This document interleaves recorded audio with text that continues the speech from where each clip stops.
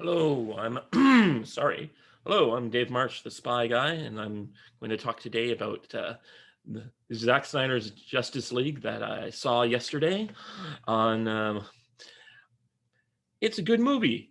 It's a great movie, and I'm very glad to see this thing actually finally get into production. It was I really am one of the few people who really likes the DCEU. I feel there have been a lot of big disappointments, and one of my biggest problems has been after Joss Whedon's Justice League and the fact that they had all these movies. Some of the best movies came out: Wonder Woman, Aquaman, but they were not tied into, and even the Shazam movie, where things were just not tied in well together. And it seems like one of the things that made uh, Marvel's film so successful is because they did all these little end credit scenes that tied everything together and made it all work. I don't mind dark stuff. I'm not one of these guys grew up reading all the comic books, so I don't really give a damn about all the stories. I just want to see good movies. And I will say I was disappointed by the first Superman movie. Sorry.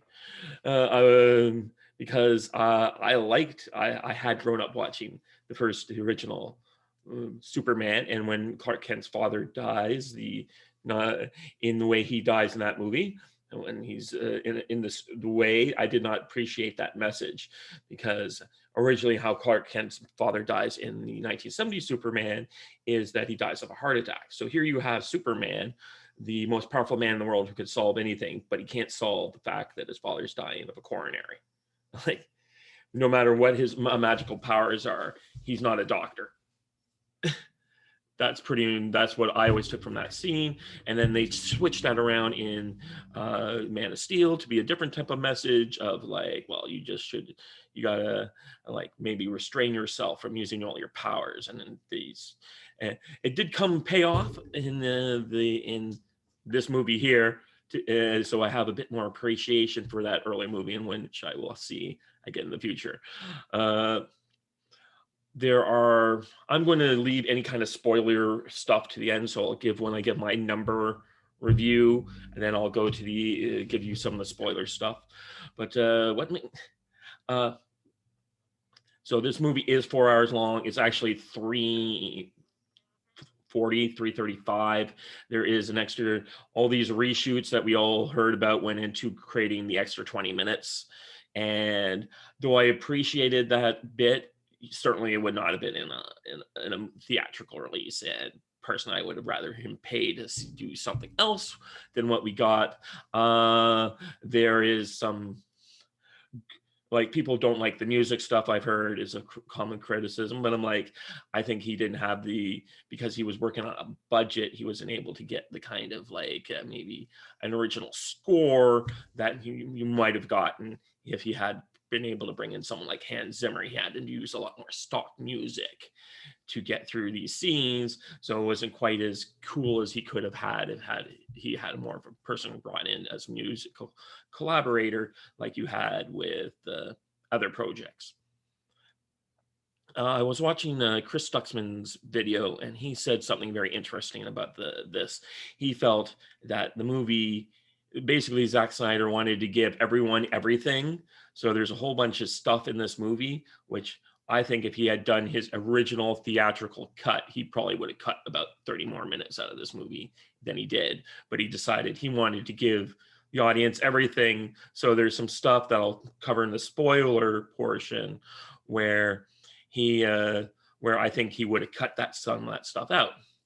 Now, one common complaint I'm hearing is, and actually I've even said it myself, I think Zack Snyder might be in the wrong business. I think he wants to be in the TV show, a long form TV show business, or maybe he was born in the wrong time. He might have been better born in the 1960s and 70s when the movies that he wants to make were still a thing. I was on a friend's stream, and I made the comment like, there's like, people are like, well, you can't make movies that are 3 hours long unless you're like Endgame. And I'm like, sure, you can make 3 hour movies. We used to make 3 hour movies all the time. I own a lot of 3 hour movies. Those movies they had intermissions. I have Tora Tora Tora. I have 55 Days to Peking. I have cartoon, or some of these I've seen, I should say. Lawrence of Arabia. You can watch that movie. It's 3 hours long. They would have these 20-minute intermission scenes where people would get up, go to the bathroom, come back, like you're at a theater, like you're at a proper play. And people say, well, we can't do that because we want to get butts and seats, and we got to get this, we have this schedule and we're going through it. And I'm like, well, here's a solution to that problem. Up the ticket price. Why am I paying the same amount of money for a 3-hour movie as I'm paying for the hour and a half? Maybe ticket prices should not be based on, it should be based on time in theater. Maybe we should move to a more advanced stage. Why are we just doing the same thing we've done forever, or at least since the 1980s, when movies got redesigned into the format we are now used to? Maybe we could go back and do these giant films in the way that so we can get these elongated stories. People, I think why are the audiences, the 1960s and the 1970s, able to stand through a 3-hour cut of the of the Battle of the Bulge, but we can't sit through a 3-hour cut of a comic book movie? Because I'm pretty sure people would. But up the ticket cost. So maybe you only get this movie in for 2 times in the day, but you've driven up the cost because you're getting more for your thing. And then for my hour and a half disposable comedies and action movies, give me a ticket discount. Maybe we'll get more through volume. Let's see these movies compete against each other in the marketplace of not just ideas, but marketplace of things. Ooh, maybe Zack Snyder is going to be bringing about the renaissance of the 3-hour film. That'd be interesting. Well, we shouldn't. Those who know, I don't like to bring up my politics all the time, but as a right-wing conservative, I find a lot of people are the most conservative thing. They just want to have the same thing. They want to have the same kind of felt through stuff. And maybe we want to have, maybe we need some variety. Maybe we shouldn't be doing the same things over and over again. And that's how I feel. So don't let this thing be put off that, well, we couldn't have gotten this kind of theatrical experience, because once upon a time we did get these things. People that used to experiment. I mean, there's a legendary movie that was made in Italy in the 1920s or 30s, which the guy made a 10-hour long movie, and you just went through reel after reel, and it's like, dude, like, yeah, there's sometimes maybe we don't need that much, but still. What I like about this movie is that the longer format gives you a chance to get everyone more of a situation. There's a scene, some of the scenes that we got from the Joss Whedon cut have been elongated. So there's a great, so the attack on Mascaria is way better, way cooler, way over the top. It's way better than anything that happened in Wonder Woman 84. In fact, the 10 minutes of Wonder Woman doing that attack that she did in Joss Whedon's cut is 10 minutes long now. That is way better than anything that happened in Wonder Woman 84, except for maybe the opening scene, which had nothing to do with the movie. The opening scene of Wonder Woman 84 belongs somewhere else. I don't know. It didn't have anything to do with that movie. I'm sorry, I have something there. Button up the shirt. Won't bother me so much. But yeah, so Wonder Woman 84 has this, is a way worse movie than this. But you should definitely sit down and realize that there's a lot of stuff that, like, one of the best parts of this is that Steppenwolf, I felt one of the big problems with Joss Whedon's cut is that he starts off looking like an amazing badass because you get some of what we saw in the Mascaria scene in that cut. And then later on, you get but as each subsequent fight happens in that movie, he looks more and more like a punk and a loser.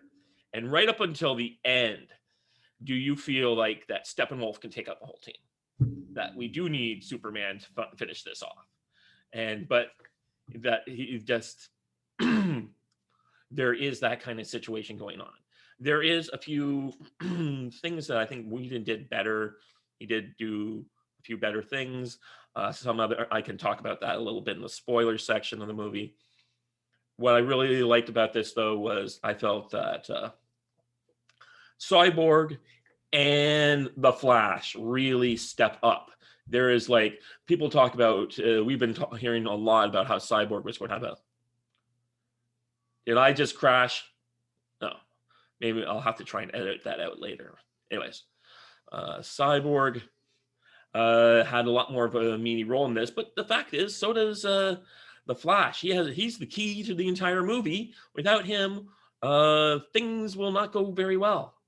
And yeah, so that's something. So everyone's contributing something to this movie, and sorry.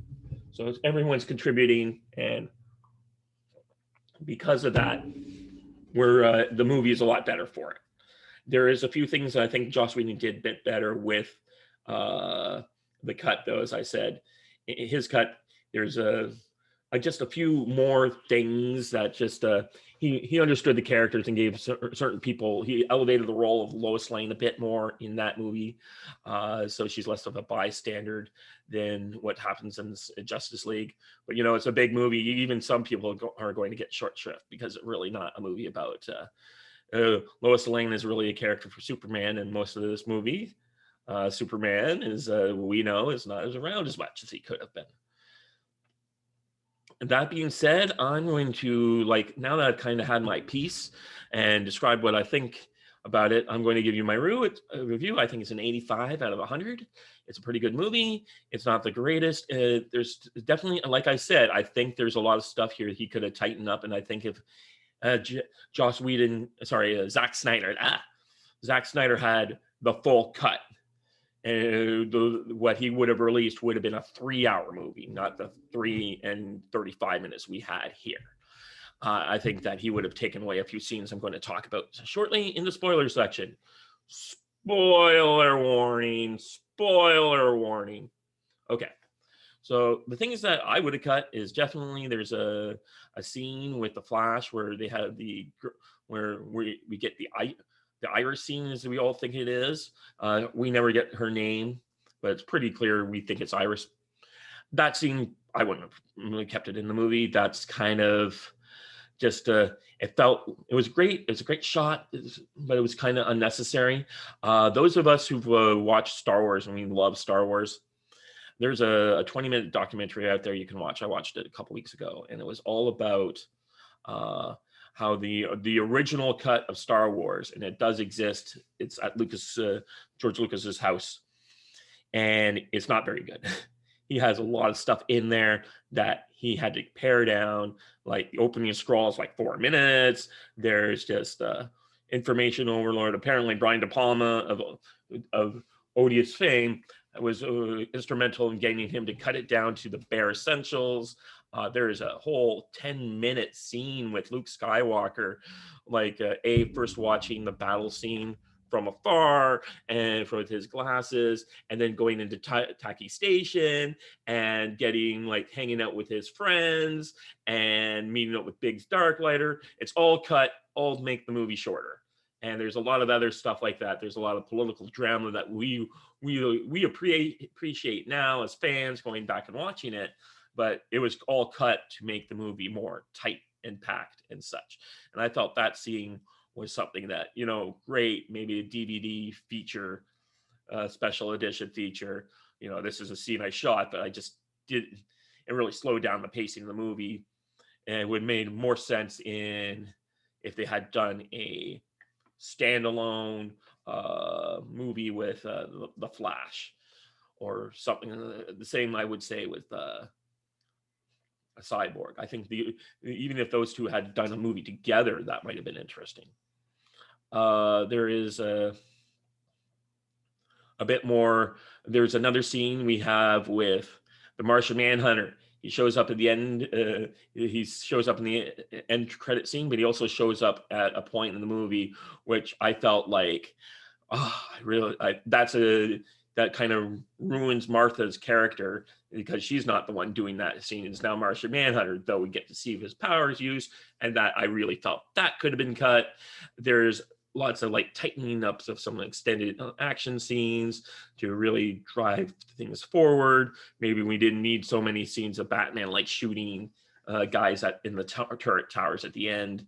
But There's definitely a whole lot of stuff with Alfred that gets brought in that I like, but maybe some of that could have been tightened up. So I think that if Zack Snyder had actually been able to get even a 3-hour cut of the final film, the way he was trying to do with BBS, we would have gotten a very shortened version of that.